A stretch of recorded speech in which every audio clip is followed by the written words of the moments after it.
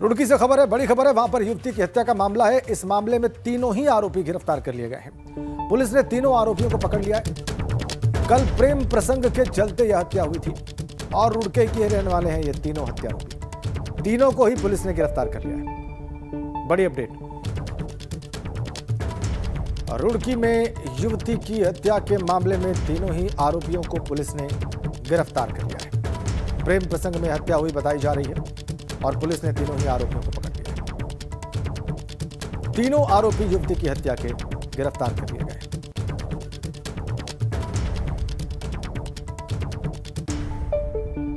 ये तीनों हत्यारोपी रुड़की के ही रहने वाले हैं।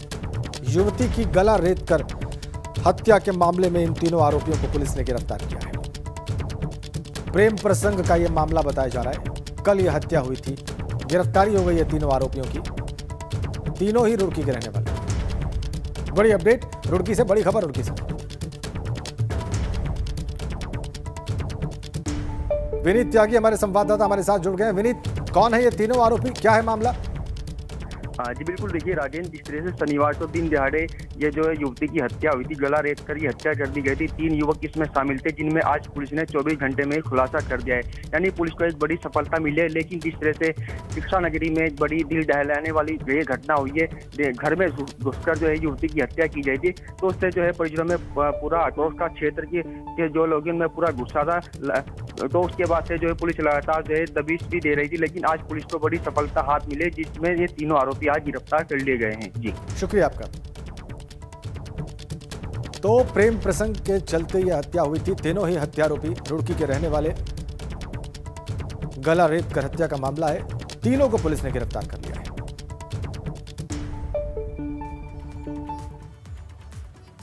और अब खबर टिहरी से है। यहां पर स्वास्थ्य सेवाओं को लेकर कांग्रेस का हल्ला बोल दिखाई दिया है।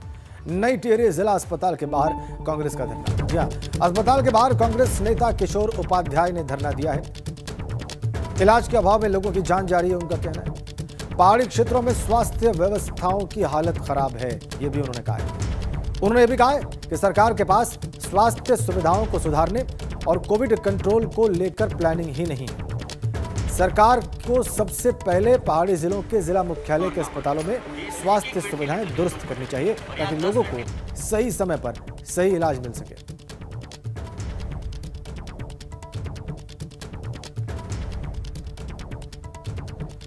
अस्पताल के बाहर कांग्रेस नेता किशोर उपाध्याय ने धरना दिया है। तस्वीरें देख लीजिए आप। इलाज के अभाव में लोगों की जान जा रही है, यह उनका बयान है। पहाड़ी क्षेत्रों में स्वास्थ्य व्यवस्थाओं की हालत खराब है, यह भी उन्होंने कहा है। और अब बात हल्द्वानी की, जहां मौत का आंकड़ा इस कदर बढ़ा कि शमशान घाट में लकड़ी की किल्लत हो चुकी है। यहां टनकपुर के शमशान घाट में अंतिम संस्कार के लिए लकड़ी कम पड़ रही है। 15 से 20 क्विंटल की खपत की जगह अब 70 से 80 क्विंटल लकड़ियां रोजाना लग रही। शमशान घाट के पदाधिकारी राम बाबू जायसवाल का कहना है कि प्रशासन को तत्काल इसका संज्ञान लेकर यहां अंतिम संस्कार के लिए लकड़ी की व्यवस्था करनी चाहिए। टनकपुर के शमशान घाट में लकड़ियों की किल्लत हो रही है। अंकित हमारे सहयोगी फोन लाइन पर हैं। अंकित, क्या वजह है इतनी बड़ी संख्या में, क्या शव वहां पर आ रहे हैं कि लकड़ियां कम पड़ रही हैं? देखिए राजेंद्र, आपको बता दें, हल्द्वानी के टनकपुर रोड में जो शमशान घाट है, वहां पर इन दिनों लकड़ियां कम हो रही है। और उसकी वजह यह है कि लगातार कोविड पेशेंट्स की तादाद जो बढ़ रही है, उनकी मृत्यु आंकड़ा बढ़ रहा है, उससे सबों की संख्या भी बढ़ रही है। और आए दिन देखा जा रहा है कि 4 से 5 बॉडी वहाँ पर कोरोना पॉजिटिव की आ रही है। ऐसी स्थिति हो रही है कि वहाँ पर अब लकड़ियाँ कम हो गई हैं।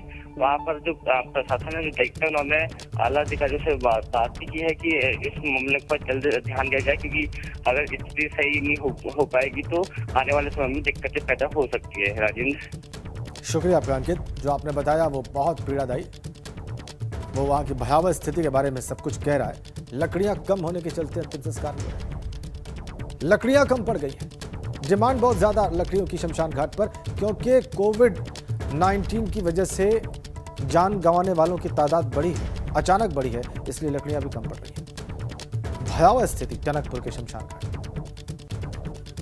मौत के बढ़ते आंकड़ों से आप इसका असर देखिए। आप लकड़ियों की किल्लत शमशान घाट पर, 4 गुना ज्यादा लकड़ियों की खपत हो रही है कोरोना से मौत के चलते।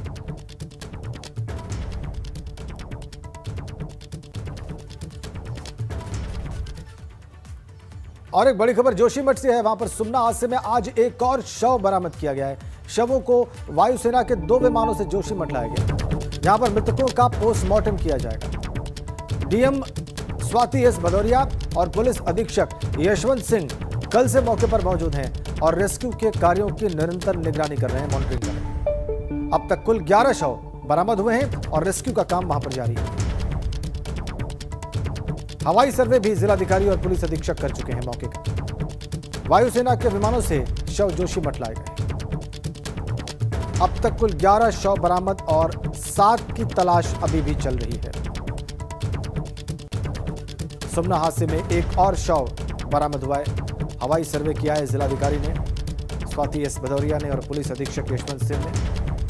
7 लोगों की तलाश अभी भी चल रही है। कुल 11 शव बरामद हुए हैं। आज एक और शव बरामद हुआ है। जोशीमठ से बड़ी खबर।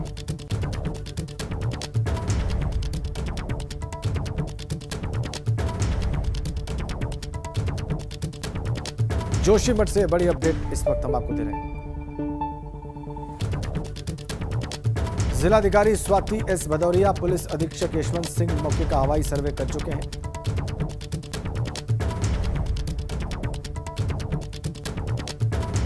अब तक कुल 11 शव बरामद हुए, 7 लोगों की तलाश जारी है। जोशीमठ में ग्लेशियर फटने से तबाही आई थी, हम इसी विषय में आपको अपडेट कर रहे हैं। 7 लोगों की तलाश अभी भी चल रही है।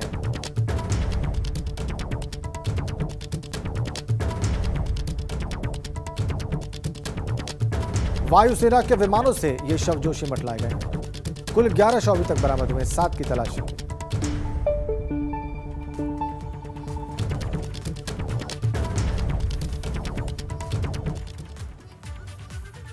इधर उत्तराखंड में कोरोना के आंकड़े फिर से डराने लगे हैं। 22 अप्रैल को थोड़ी राहत थी, लेकिन अब 2 दिन बाद जो आंकड़े आए हैं उनसे फिर चिंता बढ़ गई। पिछले 24 घंटे में प्रदेश में कोरोना के 5084 नए मामले सामने आए, जबकि 81 कोरोना संक्रमित मरीजों की मौत हुई।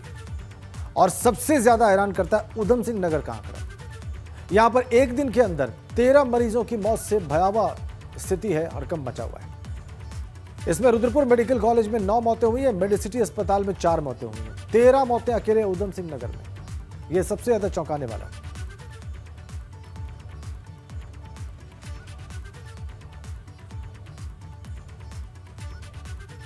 अल्मोड़ा में 117 नए कोरोना केसेस आए हैं। चमोली में 90, रुद्रपुर में 53 नए मामले।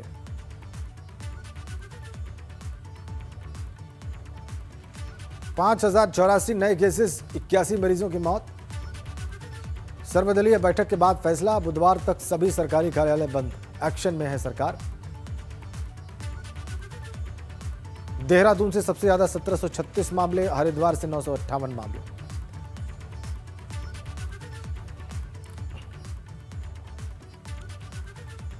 और उत्तराखंड में वीकेंड लॉकडाउन जारी है। इसकी वजह से सड़कों पर सन्नाटा पसरा हुआ है और बिना काम के बाहर निकलने वालों की निगरानी हो रही है। टीवी स्क्रीन पर 3 शहरों की तस्वीरें हम आपको रखे हुए हैं। इनमें आप साप्ताहिक लॉकडाउन के असर को देख सकते हैं। ये देखिए आप, देहरादून, हरिद्वार और पौड़ी।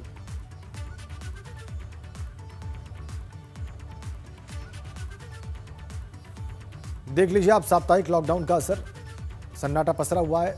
बड़ी कम संख्या में इक्का दुक्का लोग ही दिखाई दे रहे हैं सड़कों पर। और यही उद्देश्य भी था इस लॉकडाउन का कि संक्रमण की चेन को तोड़ा जा सके, मैन टू मैन कॉन्टैक्ट को तोड़ा जा सके, कम किया जा सके। इसी दिशा में यह वीकेंड लॉकडाउन लगाया गया था। उसका असर भी इन तीनों ही जगहों पर, देहरादून, हरिद्वार और पौड़ी।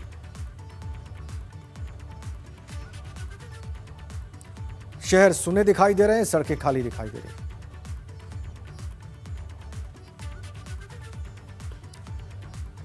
तो देहरादून में वीकेंड कर्फ्यू का असर दिख रहा है। यहां पर सड़कों पर सन्नाटा पसरा है और सिर्फ जरूरी काम से ही लोगों को बाहर जाने की इजाजत मिल रही है। ये देखिए आप, देहरादून की तस्वीर। लोगों से रोक के पूछा भी जा रहा है कि वो किस काम से बाहर निकले। उत्तराखंड में भी मामले बहुत बड़े हैं, 5084 नए मामले। उत्तराखंड में बढ़ते कोरोना के मामलों को देखते हुए राज्य सरकार ने सख्ती बरतने के निर्देश दिए हैं। आज रविवार का दिन है और आज रविवार के दिन पूरे ही प्रदेश में वीकेंड लॉकडाउन है। राजधानी देहरादून की बात करें तो सबसे ज़्यादा आंकड़े और सबसे ज़्यादा मौतें राजधानी देहरादून में हो रही है, जिसके चलते विशेष सख्ती बरतने के दिशा निर्देश यहाँ पर पुलिस को दिए गए हैं। आप सीधे तौर पर तस्वीरें देख रहे हैं। लोगों पर से पूछा जा रहा है कि अनावश्यक रूप से ना घूमें और जो अनावश्यक रूप से लोग घरों से बाहर निकल रहे हैं उनका वैधानिक तरीके से चालान पुलिस कर रही है। और आप सीधे तौर पर देखिए कि एक विशेष सख्ती यहाँ पर पुलिस की ओर से देखी जा रही है कि जो लोग अनावश्यक रूप से घरों से बाहर निकल रहे हैं, बिना काम काज के लोग घर से बाहर घूम रहे हैं, उन पर विशेष सख्ती कर चालान किया जाए। और ये भी आपको बताएं कि लगातार उत्तराखंड में कोरोना के केसेस लगातार बढ़ते जा रहे हैं और जिसके चलते आगामी 28 अप्रैल तक राज्य सरकार ने सभी शासकीय कार्यालयों पर पूर्ण रूप से प्रतिबंध लगा दिया है कि कोई भी शासकीय कार्यालय नहीं खुलेगा। अब लगातार जिस तरह से उत्तराखंड में कोरोना के मामले बढ़ रहे हैं, उससे राज्य सरकार के सामने सबसे बड़ी चुनौती है आखिरकार मौत के आंकड़े और बढ़ते कोरोना के मामलों पर कैसे नियंत्रण लगाए। अपने सहयोगी कैमरामैन प्रमोद वाजपेयी के साथ विनोद कुमार, एबीपी गंगा, देहरादून। तो उत्तराखंड के हॉस्पिटल्स में इलाज की स्थिति क्या है, कैसे डील कर रहे हैं उत्तराखंड के अस्पताल, सरकारी अस्पताल और प्राइवेट अस्पताल, आइए इस पर बात करते हैं। डॉक्टर विजय दसमाना हमारे साथ हैं, कुलपति हैं हिमालयन अस्पताल जॉली ग्रांट के। डॉक्टर विजय दसमाना, बहुत स्वागत है आपका एबीपी गंगा पर। धन्यवाद जी, धन्यवाद। डॉक्टर विजय, अभी हम बात कर रहे थे कि कैसे अपसर्ज हुआ है उत्तराखंड में लगातार कोरोना केसेस का। 5000 से ज़्यादा केसेस पिछले 24 घंटे में रिपोर्ट हुए हैं, 81 मौतें सरकारी आंकड़ों में हैं। तो आपका हॉस्पिटल एक बड़ा हॉस्पिटल है देहरादून का, उत्तराखंड का, इन हालात से आप कैसे डील कर रहे हैं, क्या चुनौतियां हैं आपके सामने? देखिए, दरअसल में क्या है, चुनौतियां तो बहुत सारी हैं और इस समय जिस तरह से ये सर्ज आया है और जिस तरह से पब्लिक लापरवाह रही है, मैं तो साफ तौर पर कहूँगा कि पब्लिक इसमें पूरी तरह से जिम्मेदार है। जिस लापरवाही के साथ हम लोगों ने आराम उसमें आ गए थे हम कि भाई कोरोना चला गया है जी जी, और जगह जगह फंक्शन हो रहे थे, जगह जगह पार्टियां हो रही थी, तो उस सब का ये परिणाम अब सामने आ रहा है। और इस समय क्योंकि बहुत ज़्यादा संख्या में मरीज हैं, तो ये बहुत डिफिकल्ट हो गया अस्पतालों के लिए इसको डील करना जी। हम सबको ये समझना पड़ेगा कि हर अस्पताल की अपनी लिमिटेशंस होती हैं। जो भी जनरल अस्पताल होते हैं जैसे हम लोगों का है, या इवन स्पेशलिटी अस्पताल भी होते हैं, तो वो इस प्लानिंग से चलते हैं कि मान लीजिए हमारा 1000 बेड का अस्पताल है, तो हम कम से कम ये व्यवस्था रखें कि एट ए टाइम मैक्सिमम 300, 350, ज़्यादा 400 पेशेंट्स को ऑक्सीजन चाहिए हो सकती है। तो उसी हिसाब से सब अस्पताल अपनी तैयारी करके रखते हैं। अब अचानक ये कोविड का इस तरह से जो सर्ज आया है, मैक्सिमम पेशेंट्स को लंग्स प्रॉब्लम हो रखी है, जो लोग अस्पतालों में आ रहे हैं बहुत बुरी कंडीशन में हैं। मुझे लगता है कि या तो उन लोगों ने जब उनको ये लक्षण थोड़ा आए होंगे तो उसमें ढील करी है, क्योंकि बहुत सारे लोग कर रहे हैं उसमें अपना घरेलू नुस्खे कर रहे हैं, उस हिसाब से अपना काम कर रहे हैं। सीरियसली लोग इसको नहीं ले रहे हैं। हमने ये देखा है कि अगर इनिशियल स्टेज पे अगर आपको लक्षण आए हैं और आपका पॉजिटिव आ गया है, तो आप उसका घर में बैठ के प्रॉपर डॉक्टर से कंसल्ट करके उसका इलाज कीजिए। ऐसी स्थिति मत आने दीजिए कि आपके लंग्स खराब हो जाएं और फिर अस्पताल भी बहुत ज्यादा कुछ नहीं कर पाएंगे। अब हमारे अस्पताल में हम लोगों की व्यवस्था करीब 350 बेड की ऑक्सीजन बेड की व्यवस्था हमारे यहाँ है जी। रातों रात उन बेड्स को बढ़ाना पॉसिबल नहीं है किसी भी अस्पताल के लिए। हमारे 350 बेड में हमने 200 बेड कोविड के लिए अलग कर दिए हैं। 150 बेड पे और मरीज पड़े हैं जो पहले से अस्पताल में भर्ती हैं। कोई हार्ट का मरीज है, कोई ब्रेन स्ट्रोक का मरीज है, कोई दूसरी अन्य बीमारी का मरीज है, कैंसर का मरीज है, तो उन मरीज को भी हम अलग कर नहीं सकते। बिल्कुल। तो इस समय जो है बहुत एक तरह से बहुत ही कठिन स्थिति में हम सब लोग हैं, जनता भी है, अस्पताल भी हैं, और किसी तरह से मेरी तो इस समय ये गुजारिश होगी शासन प्रशासन से, प्रधानमंत्री जी से भी और मुख्यमंत्रियों से भी, इसको आप लॉकडाउन कहें या कोरोना कर्फ्यू कहें, ये लगाना अति आवश्यक है। इस वायरस की चेन को तोड़ना अति आवश्यक है। अस्पताल बहुत ज़्यादा कुछ इसमें नहीं कर पाएंगे। डॉक्टर लोग अगर इन्फेक्ट हो गए, नर्सें भी इन्फेक्ट हो रही हैं इस वायरस से, जिस तरह से वायरस फैल रहा है, तो अगर जो हेल्थ केयर देने वाले लोग हैं वो भी इन्फेक्ट हो जाएंगे, फिर कैसे काम चलेगा? तो ये इसको हर और जनता से मेरी अपील होगी हाथ जोड़ करके कि घरों से बाहर न निकलें। अगर 15-20 दिन नहीं निकलेंगे कौन सा आफत आ जाएगी? अगर शादी 1 साल टल जाती है, 6 महीने टल जाती है, कौन सी आफत आ जाएगी? हम क्यों अपने आप को धकेल रहे हैं मौत के मुंह में?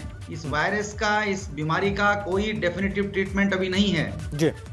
अच्छा डॉक्टर विजय जानना चाहेंगे हम, उत्तराखंड में चूंकि आप एक बड़ा हॉस्पिटल है, कितने ऐसे पेशेंट्स आपके पास पिछले दिनों आए जिसमें आपको लगा कि इनको तत्काल ऑक्सीजन की जरूरत है या हाई फ्लो ऑक्सीजन की जरूरत है और इसके बगैर इनका काम ही नहीं चल सकता? ऐसे कितने पेशेंट्स, कोरोना पेशेंट्स आए? देखिए, इस समय जो अस्पताल में मरीज आ रहे हैं वही आ रहे हैं जिनको ऑक्सीजन चाहिए। रूटीन मरीज नहीं आ रहा है। रूटीन मरीज जो हमारे यहाँ आ भी रहे हैं, हम उसको होम ट्रीटमेंट भेज रहे हैं। हमारी एक होम ट्रीटमेंट की हमारी एक अलग से टीम बनी हुई है, वो घरों में लोगों को ट्रीटमेंट कर रही है, उसको उनकी निगरानी कर रही है जी। इस समय सभी जगह अस्पतालों में वही मरीज आ रहे हैं जिनको ऑक्सीजन चाहिए। अब सब जगह बेड इस समय फुल हैं। कई लोग एम्बुलेंस में उनकी डेथ हो जा रही है क्योंकि बेड है ही नहीं। जी जी। तो इसलिए मेरी रिक्वेस्ट होगी सब लोगों से, जनता से भी और शासन प्रशासन से भी, कि सख्ती बरतनी पड़ेगी थोड़ा सा लोगों की जान बचाने के लिए। ये आप बिल्कुल ठीक कह रहे हैं, आप बिल्कुल ठीक कह रहे हैं। आपने दो बातें प्रमुखता से कही, एक तो ये कि जो भी संभव उपाय हो इस चेन को ब्रेक करने के लिए प्रशासनिक स्तर पर वो भी लिए जाएं और लोगों को भी बहुत जागरूक, बहुत अलर्ट होना होगा ताकि वो इस संक्रमण की चपेट में ही ना आए और इस भयावह स्थिति को और भयावह बनने से रोका जाए। डॉक्टर धस्माना, बहुत बहुत धन्यवाद आपका। बहुत धन्यवाद डॉक्टर विजय धस्माना हमसे बातचीत करने के लिए। चलिए अब आपको दिखाते हैं हरिद्वार का हाल। यहां भी साप्ताहिक बंदी का असर दिखाई दिया। हर की पैड़ी पर श्रद्धालुओं की संख्या में कमी नजर आई। पुरोहित और पंडितों की गद्दी भी खाली दिखाई दी। पंकज राणा की ग्राउंड रिपोर्ट देखिए।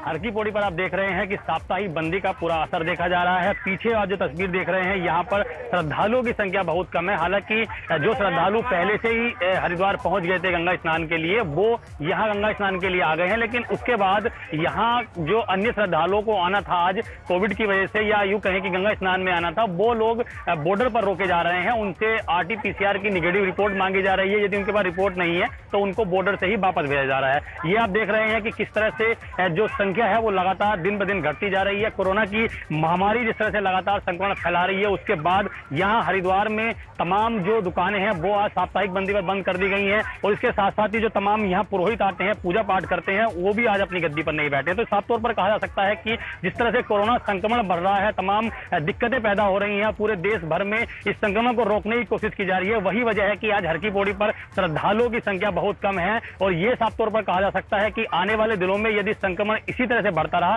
तो ये संख्या और भी कम हो जाएगी। हरिद्वार से अपने सहयोगी संजय कुमार के साथ पंकज राणा, ABP गंगा।